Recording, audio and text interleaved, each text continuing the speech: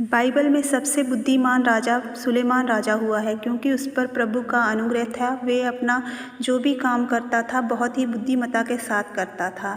एक बार उसके दरबार में एक बहुत ही अजीब केस आया। दो वेश्याएं आई जो कि एक बच्चे को साथ लेकर आई। दोनों बच्चे को कह रही थी कि ये बच्चा मेरा है और ये बच्चा मेरा है। इस तरह राजा बहुत दुविधा में आ गया था कि असल में ये बच्चा है किसका। उसने उन दोनों से कहा कि अपनी कहानी को विस्तार से बताओ।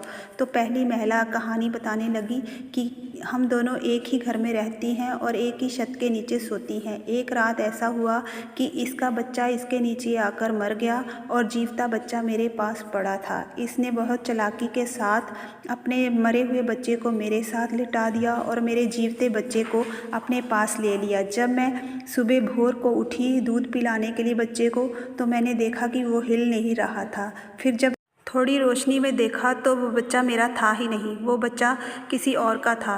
जब मैंने इसके कमरे में जाकर देखा तो इसके पास मेरा बच्चा था।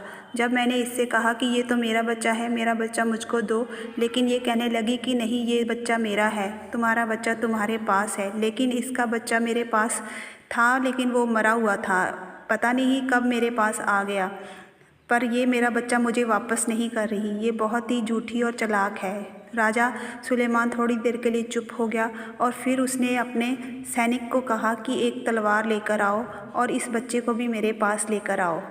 जब सैनिक तलवार लेकर आया तो उसने कहा कि इस बच्चे को ले लो और इस बच्चे को दो भाग कर दो, और दो भाग करके पहली महिला को एक भाग दे दो और दूसरा भाग दूसरी महिला को दे दो। जो बच्चे की असली माँ थी वो रोने लग गई और कहने लग गई कि नहीं नहीं महाराज, इसको दो भाग में मत कीजिए, ये बच्चा इसी को दे दीजिए। लेकिन जो दूसरी औरत थी वो कहने लगी ठीक है, हाँ हाँ, इसके दो भाग कर दो, एक मुझे दे दो और एक उसे दे दो। ये सब सुनकर और देखकर राजा समझ गया कि बच्चे की असल में असली माँ कौन है।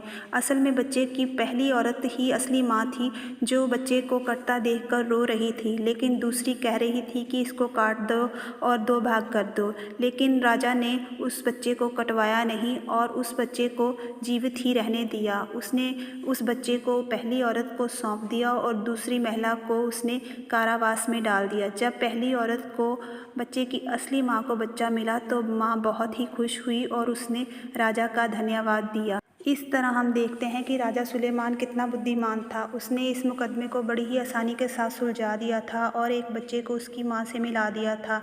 इस मुकदमे के बाद लोग राजा सुलेमान को सराहने लगे और उसकी बुद्धिमत्ता के चर्चे नगर नगर और गांव गांव में होने लगे। इस तरह हम देखते हैं कि परमेश्वर ने राजा सुलेमान को बहुत बढ़ाया।